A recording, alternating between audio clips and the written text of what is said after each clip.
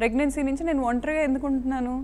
ఇతన్ని నమ్మి ఇతన్ని పెళ్లి చేసుకొని సగం జీవితం నాశనం చేసుకున్నా, బిడ్డను కానీ పూర్తి జీవితం నాశనం చేసుకున్నా.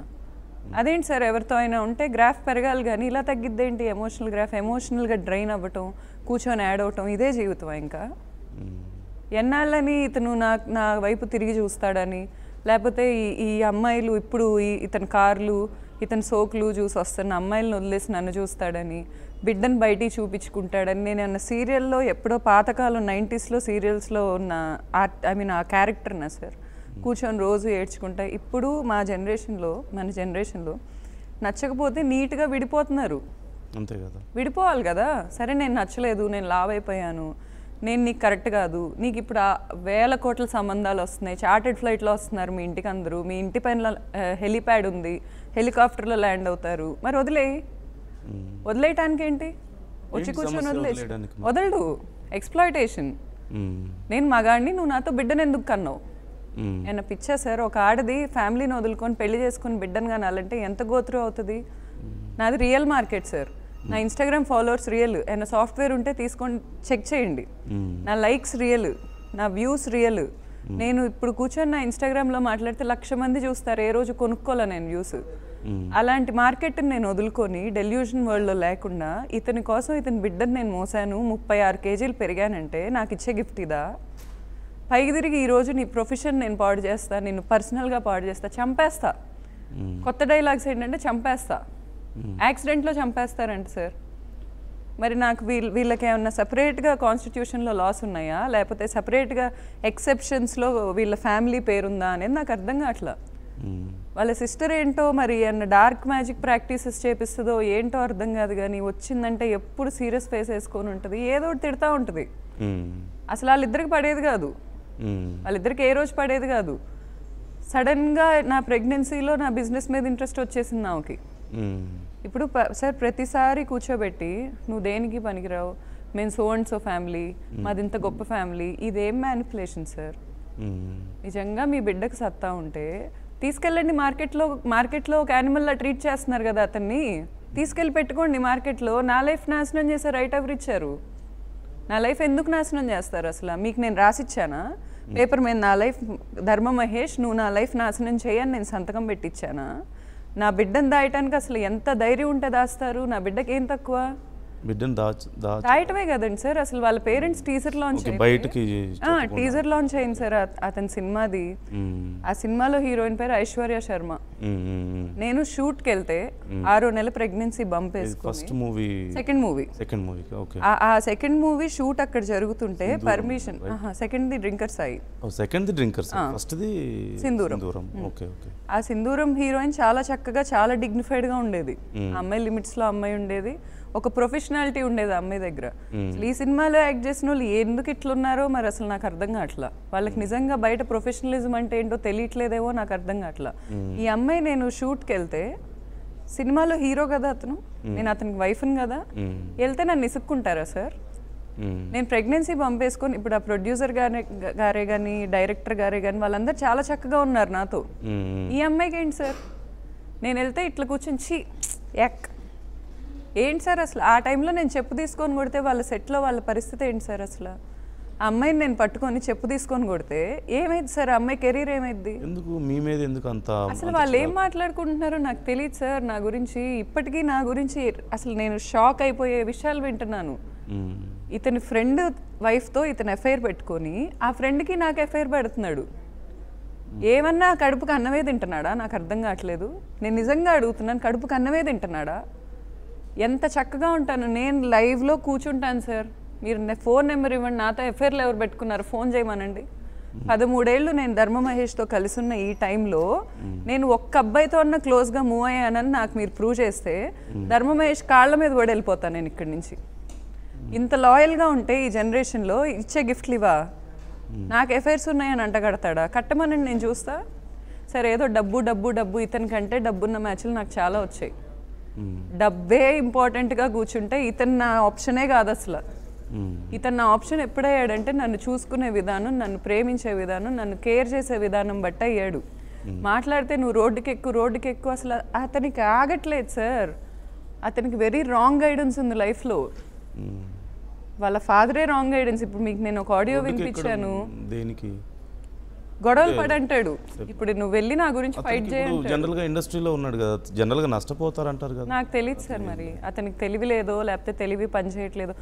ఒకప్పుడైతే అతనికి చాలా జాలి ఉండేది, జాలి గుణం ఉండేది. వన్ పాయింట్లో కాకుండా ఇంకో పాయింట్లో అయినా పాపం గౌతు ఇంత కష్టపడుతుంది, గౌతుతో నేను కరెక్ట్గా ఉండాలి అని ఇంటిగ్రిటీ ఉండేది. మరి 2 ఏళ్ళు నాతో అతను దూరం అయిన టైంలో మరి ఎవరేం చేశారో, ఏమన్నా తీసుకోకూడని తీసుకుంటున్నాడో నాకైతే, నేను కళ్ళతో అయితే చూడలేదు. కానీ చాలా మారిపోయాడు. అసలు ఆ వ్యక్తి తిరిగి వస్తానన్నా నాకైతే వద్దు. హ్యాబిట్స్ ఎలా ఉండేవి? సరే, అతనికి డ్రింకింగ్ అన్నా ఇవన్నీ అసలు అలవాటు ఉండేది కాదు సార్. లిటరల్లీ మేమిద్దరం పబ్కి కూడా వెళ్ళాల. అసలు అతనికి అలవాట్లే ఇప్పుడు ఉన్నాయి. అసలు ఆ మారటం ఏంటో, ఆ మార్పు ఏంటో. ఇప్పుడు మారేవాడు ఫస్ట్ నుంచి నన్ను అంత కంట్రోల్ చేయకూడదు.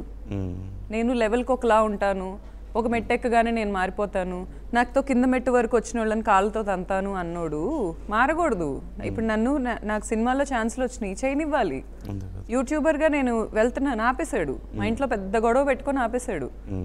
ఆపకూడదు. వెబ్ సిరీస్లో ఛాన్స్లు వచ్చినాయి, చేయనివ్వాలి. నా లైఫ్ కదండి సార్, నా కెరీర్ కదా. నా కెరీర్ తొక్కేసి నన్ను వదిలేస్తే ఏంటది? ఎన్ని విధాలుగా ఎక్స్ప్లాయిట్ చేయటం అది? ఇప్పుడు అంటే పెళ్లి తర్వాత మీరు చెప్తున్నారు వాళ్ళ ఫాదర్ మదర్ బిహేవియర్ అర్థమైంది అన్నారు, తిను కూడా మారుతూ వచ్చాడు. 2 విషయాలు ఇక్కడ ఏంటంటే, అసలు గొడవలు ఇవంతా పడడానికి మీరు ఎక్స్ప్లోయిట్ చేస్తున్నారు అంటున్నారు. But for what? డబ్బుల కోసమా, లేకపోతే వాళ్ళ నేచర్ ఇదా మీరు చెప్పేది? రీజన్ ఏంటి రెండిట్లో? What are they expecting out of all this? I think నాతో మధ్యలో అయితే మా ఫాదర్కి ఇక్కడ హైదరాబాద్లో ల్యాండ్స్ ఉన్నాయి సార్. ఆ ల్యాండ్స్ గురించి కొంచెం బాగానే డిస్కషన్స్ పెట్టారు వాళ్ళ ఫాదర్ అని. ఇతను పొద్దున్న లెగిస్తే మాకు లేవా, మిమ్మల్ని ఎందుకు అడగాలి అని అంటాడు. అడిగిన రోజు తెలీదా మీకు లేవని? కూర్చోబెట్టి నన్ను 4 గోడల మధ్యలో ఆ ల్యాండ్స్ మీ నాన్న అడుగు, మనం డెవలప్మెంట్కి తీసుకుందాం, మనం చేసుకుందాం, మీ అక్కోళ్ళకి వెళ్ళిపోయిద్ది, మీ నాన్న అడుగు అని అడిగిన రోజు నీకు పొలాలు ఉన్నాయని నీకు తెలీదా? ఇప్పుడు నేను ఈ విషయాలు బయట పెట్టేసరికి మాకు లేవా, మాకు లేవని మిమ్మల్ని అడిగావా? మీకుంటే మీ దగ్గర ఉంటాయి, మాకుంటే మా దగ్గర ఉంటాయి. అంతే కదండి సార్. ఇప్పుడు మా నాన్నకి ఆ రోజు నుంచి ఈ రోజుకి ఆస్తి ఏం తగ్గల, పెళ్ళైనప్పటి నుంచి ఈ రోజుకేం తగ్గల. వాళ్ళకి పెరిగితే నేనేం చేయాలి సార్? వాళ్ళ పెరగటంలో మా హెల్ప్ ఏం లేదా? మా నాన్న ఇన్ఫ్లుయెన్స్ ఏం యూజ్ అవ్వలేదా? లేకపోతే మా నాన్న ఎప్పుడు అతని దగ్గర లేడా? సినిమాల్లో మా ఇన్ఫ్లుయెన్స్ ఏం యూజ్ అవ్వలేదా? సింధూరం సినిమా ఓటీటీకి ఎక్కడానికి నా హెల్ప్ లేదా? ఎంతమంది సెలబ్రిటీస్ని నేను తీసుకొచ్చా నా సినిమాకి, అతనికి తెలీదా? మీరు అంటున్నారు తను నా మీద చాలా ఎలిగేషన్స్ చేస్తున్నాడు, ప్రూఫ్ ఏమైనా ఉందా అని. What proofs do you have? Sir, I have all audio recordings, I have some videos. నేను స్టిల్ బయట పెట్టట్లేదు.